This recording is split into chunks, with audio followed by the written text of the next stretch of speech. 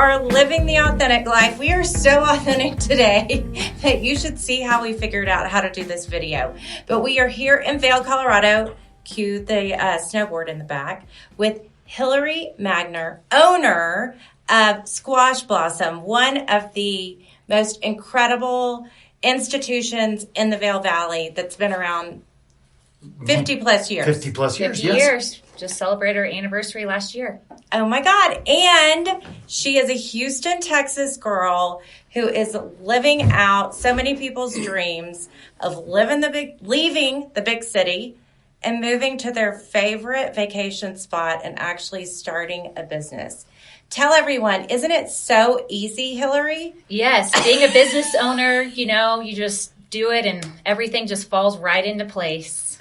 All right, but on a serious note, is it busy 12 months of the year, or is there some serious downtime being in a mountain town? Yeah, I think the challenging part of owning a business in Vail, which is a very tourist destination, is our financials are like this. It's super busy in December, dies in January, and it's like a roller coaster.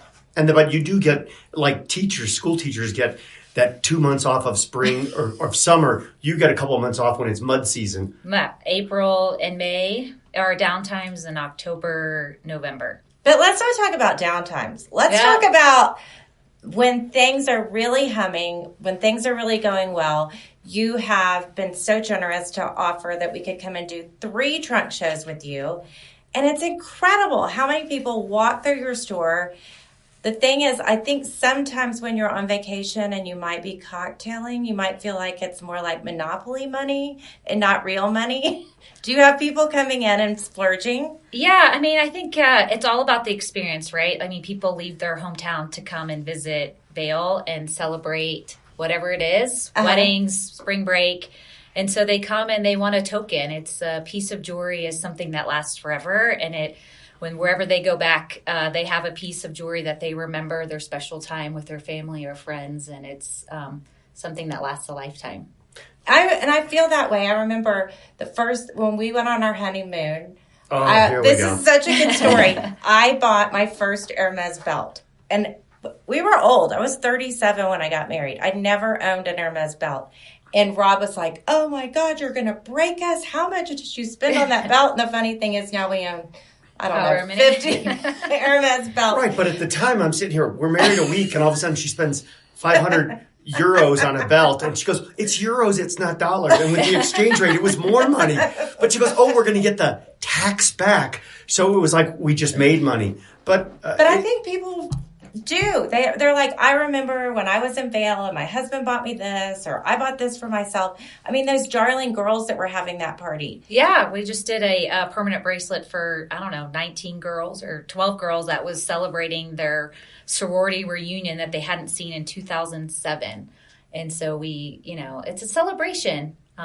That's really all that jewelry business is, a celebration, and that's why I love it. And a lasting memory, not like a dinner where you're like, oh God, that was great, or this great bottle of wine. And then the next day you're like, okay, well, we had a bottle of wine. I didn't bring home the bottle, or I don't have any of this. Right. I've got the jewelry. You get back home, you go, look, wow, check out this new watch, check out these great earrings, or great Squash Blossom, which you have some fantastic turquoise and all that, plus the great vintage and great designer jewelry you have now in the store. Yeah. You've transformed that place from where it was immensely. Yeah, that started in 1973, and John and Patty Cogswell. It was all Native American, hence the name of the Squash Blossom is a Native American necklace that people don't know. And probably 20 years ago, Patty started introducing designer jewelry, and really we kind of specialize in finding pieces that you don't normally see at your department store, really curating unique artisan and celebrating them from all over the world. But the estate jewelry is something new that we took on the last 4 years. And then watches we just started, December? And so it's just really trying to find unique pieces and celebrate those and share them with people that want to come to Vail and get a piece of jewelry. Well, our last trip here, you were celebrating by going to the Vail Valley Foundation Black Diamond Ball, and you were the Harry Winston in town, loaning your diamonds and pieces to all the VVF gorgeous ladies from Martha to the other girls. So tell us about, like, how does that, you're really philanthropic in the way that you give back to the city. It's amazing. Yeah, we bought this business literally December 2019, and if we can rewind or go back in time and remember what happened in March of 2020, which we all don't really want to remember. Yeah. But that was when COVID hit, and, we're a small business. I got let go. I used to be in the energy business for the last 10 years, and it was like Vail was shut down for 2 months. We could not open. And so I practice yoga and I teach yoga, and I believe wholeheartedly, like, whatever you put out there is what you get back. And so I've always just given, because I know when you genuinely give back, you get back. People give back to you, and it's, we're just an energy field, and that's all we're doing here in life. And so once we took over the store, we just got ingrained with every type of nonprofit that and Vail Valley Foundation has, they're the master nonprofit, and then they have all these different subsidiaries, Youth 365. And so during COVID, I started making these hope bracelets, and it was the hope and strength of your spirit will get us through this challenge, or really any challenge. And I donated half the proceeds back to the community fund here, because there's a huge need for food in the valley that people don't really tend to think of or even know about, right? Oh, everyone in Vail has so much money. Right. But it's the people working here that have 3 jobs that there's 20 people living in a mobile home in one room. It's the service industry that really is challenged. Right. And you asked me this, like, coming to Vail is an easy lifestyle. No, like, people, it's a choice that we make to come here because it's so beautiful and magical.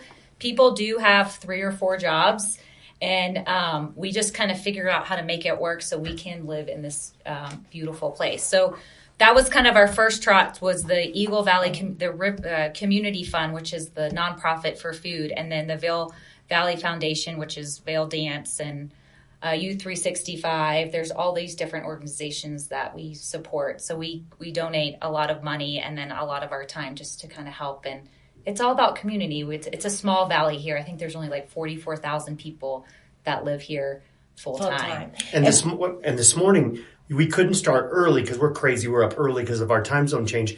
You were teaching yoga this morning to cancer patients. Yeah, so I teach at the Shaw Cancer Center, which is a great organization because they have literally a place where people can come from all over, and they have facilities for people to sleep and eat. And then they also have a gym, they have acupuncture, massages, and then yoga. And just, it's a really special place. My father-in-law died of cancer 10 years ago, and that was life-changing, and that's really why we came out here, because everybody, the 9 to 5, the grind, traveling all the time, the city life, as you guys know, we were just like, we want to raise our kids in this beautiful place, and it kind of pushed us to take a risk, and we moved out here, and that was one of the reasons. So I always, that's like a special place in my heart, is to help people and families that are going through treatments and that whole thing. It's your mind is so powerful, and so giving back and helping people is kind of one of my deeply passions. And the medical center here is absolutely incredible. I know people from Houston travel here even to have their knees worked on, their backs worked on. It's incredible. But let's also go back to the Youth 365. We got involved with the Magic Bus. I don't know if you're familiar with that project, but they take buses into these communities where people aren't going to preschool, so these kids can get, by the time they walk into kindergarten, some of them don't even speak English. Some of them don't know how to count. And this magical bus would go into these communities and teach these kids, which would be an equalizer to bring them up to the place when they go in, that they're at least somewhat of an equalizer. Right. Knowing what the other kids know. Like your kids, you were probably already reading to them, and they might have even identified words when they walked into kindergarten. And that was amazing to me to see that in this beautiful valley with so much abundance, there's kids that really needed that help. Yeah. I mean, I think in every little community, but here in Vail, I think people they assume that we're just like full of money and everybody's like this certain level. And that's actually not the case. So like the nonprofits do really help all demographics of people to really get them on the same level as reading. I know there's a new mental health center that's being developed right now that one of my customers and friends is involved in. And she was telling me yesterday that they're doing like a sauna and a cold plunge. And there's just like all these health benefits to really doing other things besides, the drugs to help people. But they're building like an indoor soccer facility for U365 to help kids. So it's just, keeping people active and keeping your mind and just, tapping into your community. Well, I love how connected you were with your customers. They would come in and about their families and what they're doing and all of that. And I guess some of them have been asking about watches. Like, how did that bridge happen where you guys started thinking about the watches? Yes. So Kevin's background, he worked at Donahoe's in Houston at the Woodlands. His dad actually was partner. And then when that store closed, he kind of got out of the business, and he's been like a watch geek for a long, long time. Mm-hmm. And, not to nerd out on watches, because won't tell you all the serial numbers like Rob can, but it's a whole, like, you watch people you guys know your stuff. I will not, so we're not coming in here to, nerd out. Kevin will nerd out with you, or Rob. That's why we drag Rob in to have some nerdy. He was like, sessions. I'm not ready for a video today. We're like, we just need your voice, Rob. Right.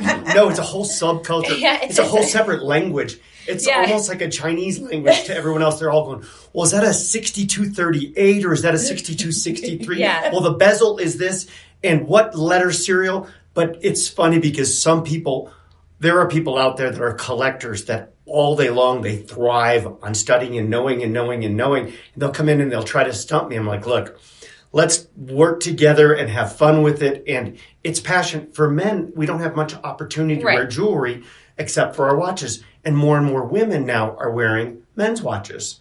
So I think it's fantastic. I mean, I love watches and I'm a nerd about them. So I think it was just like something that was like, I always wanted to do like a watch and whiskey party, because it's something for the men and the women to come in and learn. And it's just like another accessory. I will say that when Kevin's dad died and everybody goes straight to the closet, he went straight to the jewel box and grabbed his watch, which is engraved with his name on it, which is my son's name is named after him. And that watch will be, in our family forever. People don't, tend to go to other things. It's the jewelry that's like momentous. And so, and we get a lot of people that come in that collect watches. And, I see men that come in and their wives are shopping. And we give them a cocktail and try to create the best experience. But it's like, I wanted them to be engaged and to have something for them to learn about, and whether they buy or not, it's just a fun experience for them to talk about. And if they buy a watch, that's the memento of Vail, and they're wearing it, and then it's a conversation piece. Hey, look, I bought this vintage Patek Philippe at Squash Blossom when I was in Vail. I didn't think I would find a great piece, and that's a great memory, because there's not a lot of jewelry men can buy. Right. So I love it. I think it's great. I sometimes wear two watches because I'm a nerd, but this isn't about me. No. And we even had one woman that was buying it for her husband for a significant birthday. And I'll remember, like, this watch Rob gave me for my big 5-0. I'll remember forever. It's really special, I think. Yeah. It's the treasures. It is. So tell us about the different brands. Like, how do you even select what type of brands are in your store? Because your style is very mountain girl chic. I would say it's not dripping with diamonds, but I love that you mix like your diamonds with your leather pieces, with your beads. And it's a very casual but chic vibe. And people struggle with how to put all that together. Yeah, I think it's really interesting that, post-COVID, everyone's like, we don't have anywhere to wear jewelry to. Like, we don't have these balls.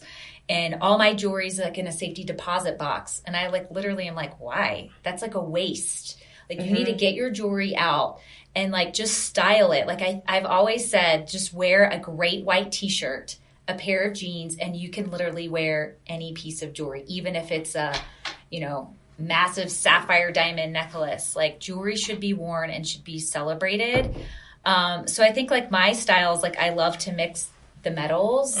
And, right now the biggest trend is the tennis necklace and bracelet have come back. Yes. And a lot of the vintage 1970 pieces that you could get from your grandma's or your mom's jewelry box, like bring them back and then just throw on another piece with it. I think it's just fun to just play and mix and just, experiment with it.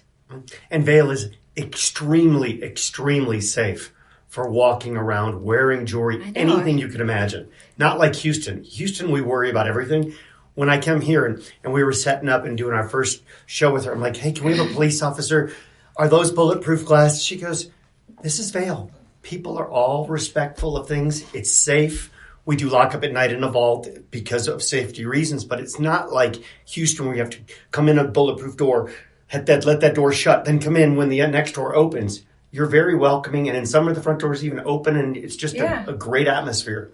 Yeah, I mean, that's always a fear, knock on wood. We have never been robbed, but I think that, wear your jewelry. Maybe your city life is a little bit different and maybe you need a guard. I don't know. We're kind of secluded in the mountains to think that way, but I think your question was, how do I pick jewelry? Like for myself or like for curated? How do you choose, like in your selection, you have such a broad range of types of designers. You have some that have colored pieces. You have some that have lots of diamonds. And then you have your classic squash blossom. And then your personal style is to mix it all together. Yeah. So there's like 2 big jewelry shows or 1 big show in July where kind of the designers launch their new collection, or in June. And so we go and we kind of look to see. I've only been doing this for 4 years. I think now learning, it's your gut, like what catches your eye and what do you see that's different in the marketplace. And we don't always necessarily pick and buy right then and there, but I think it's all about partners and having relationships with these designers that want to come out and help and do truck shows with you and support you with Memo. And that's to me is like way more important than the jewelry itself, because at the end of the day, it's all about relationships, right? And the celebration is through the jewelry. There's some amazing designers that we've picked up, like Brent Neal and Melissa Kay, and Irene Newirth her stuff is incredible. This new line that we picked up, Odine, which I'm wearing, has this like fringe. It's these diamonds that move. So she's incorporating gold and diamonds, but she's doing it in a different way. And I love to see like the artists and changing up how they like incorporate the jewelry. So that usually kind of catches my eye. But it's a progress. We're a small business, so we don't get to always just have an open checkbook of like, here's all the lines I want to have. Here you go. We kind of do it organically and over time. Well, Rob buys most of our jewelry, and he's seen, what are some of the trends that you're seeing with people requesting from out of our store? What I'm seeing is crazy is yellow gold jewelry has become much more popular again. It changed. White was where everything it is. I still see more white in the tennis necklaces and tennis bracelets. Because it shows off the diamonds better. Yes, they're shinier. But yellow works, and with some people's skin tones, yellow works better. But the trend toward yellow, and Hilary brought up earlier, that 70s jewelry, the Jean Mahy that sold in Neiman's back then, and these weird, crazy pieces that your grandma may have still, and that you thought 10 years ago, there's no way you would ever wear it. Now, it's cool and fun again. Yeah.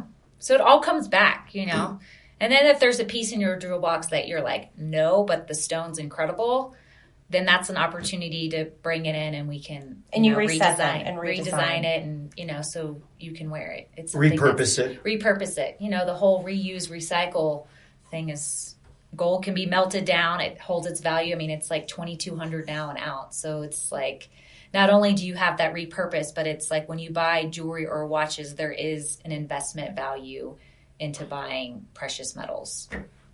And let's talk about the very best part of your job, which is working with your husband. Because, do I hear laughter?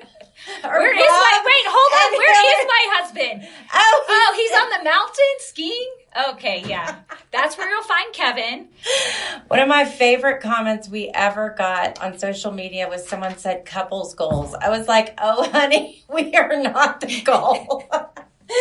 Yes. There's no one you trust more. There's no one that you can sort things out with better. But boy, is it fun. So let's talk about working with your spouse. Well, we're still married after 12 years. And he is your muse. He's my muse at the store.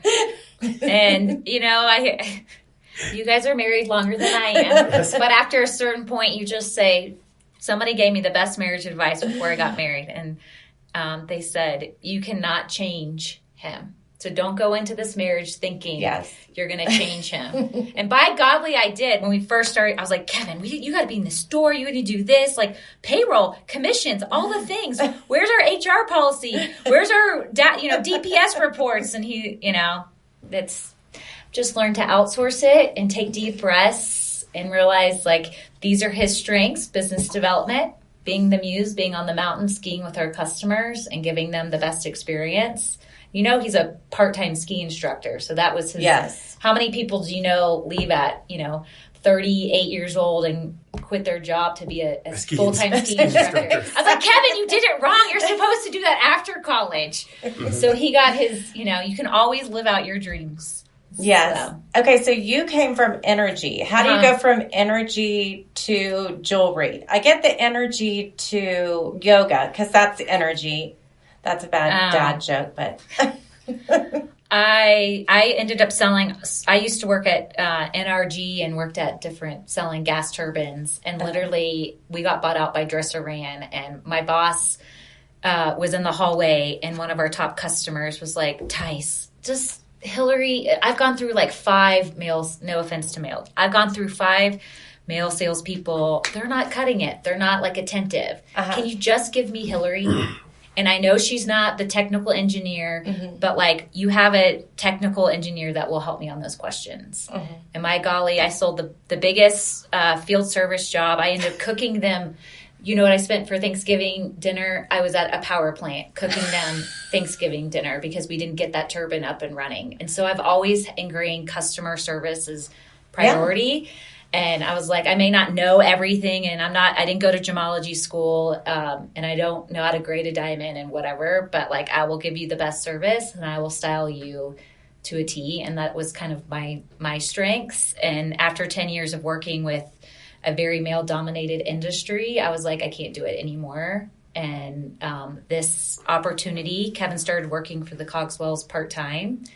And the funny story is I was reading this book called Unfuck Yourself, which is a New York bestseller, which everybody should highly read this. I was on a red-eye flight back from San Francisco, and I landed in Denver, and Kevin was going to do this whole jewelry with his dad's business partner. I wasn't involved. And I landed at 8, and I had this feeling. I was like, we have to buy the store. We have to buy the store. Me chills. And yes, we offered him, Kevin's story is a little different, but we offered him a little bit more money. I was like, no. Patty and I called Patty Cogswell, and she didn't know me from anybody. I was never involved in the store. And she called me back. We pulled over at the J. Crew outlets. By the last 30 minutes of the conversation, we're both in tears. And I was like, you don't want to give this store to somebody else. This is your legacy. Your grandson goes to the same school my kids go to. And she said, let me see what I can do. Oh. And then 2 days later, the men, of course, work out the agreement. Oh, of course. Yes. 30 days later, we have a jewelry store. So that's the real story of how, women empowerment. But that book really changed my life. And it was just like, whatever you go after and whatever you're feeling, don't like hold back. And I just love that because I think that we struggle with so many details, but the consistent thing I'm hearing you say is passion. You're just so passionate about the journey. You're passionate about the relationships. You're passionate about your product being a good quality product and then managing all of that together. And I think that overcomes knowledge. I mean, but we have the men in our life that have the knowledge and then we're able to create those relationships because it is about both of those together that makes a business successful, that makes a team do well, that makes...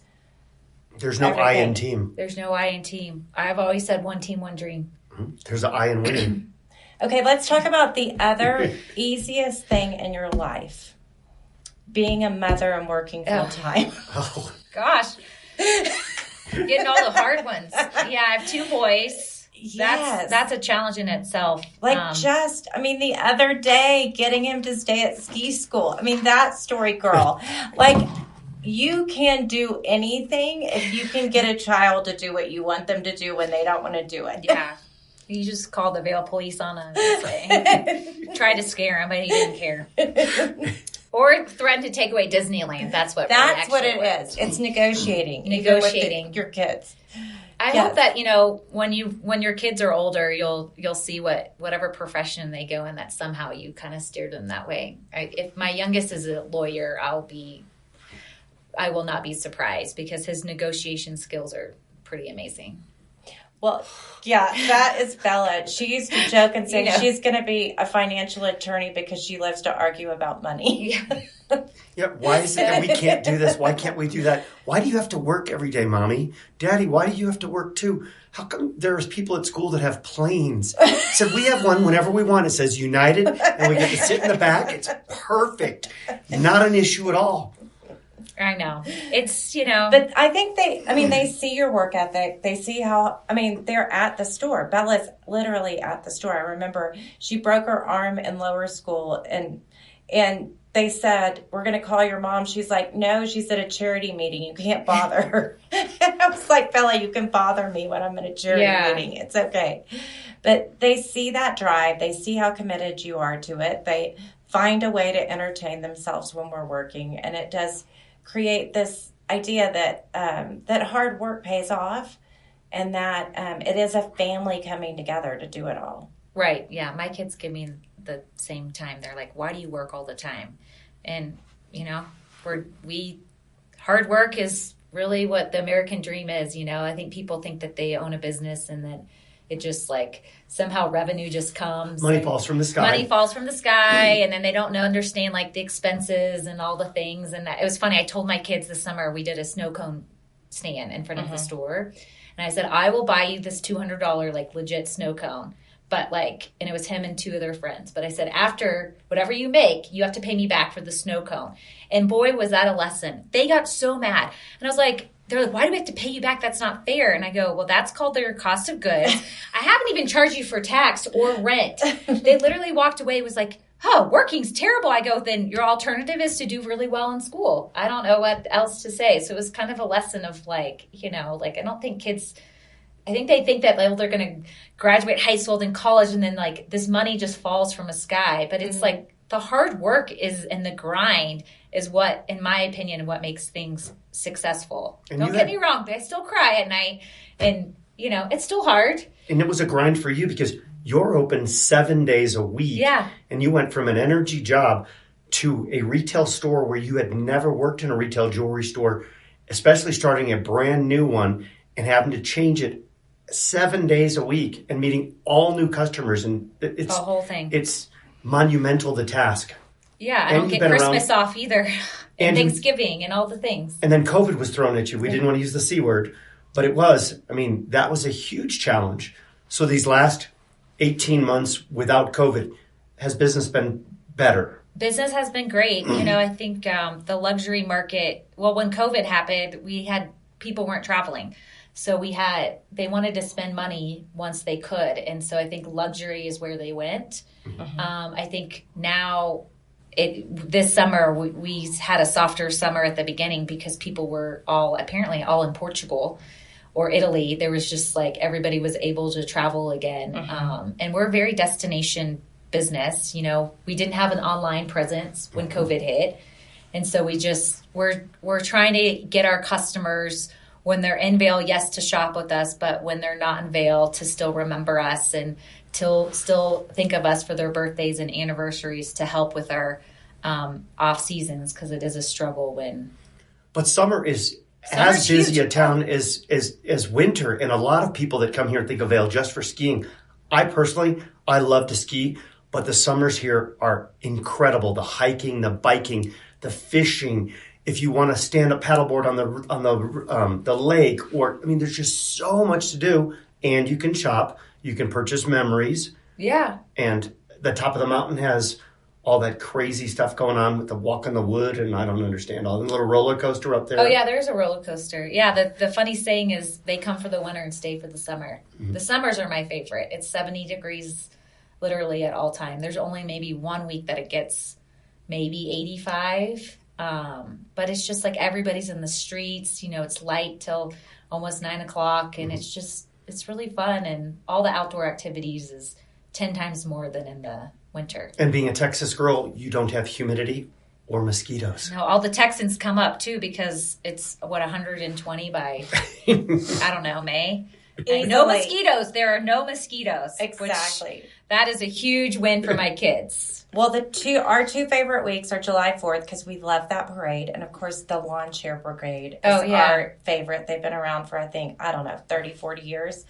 And then Vail Dance. We started coming to Vail Dance. And I tell people we aren't even involved in the ballet in Houston.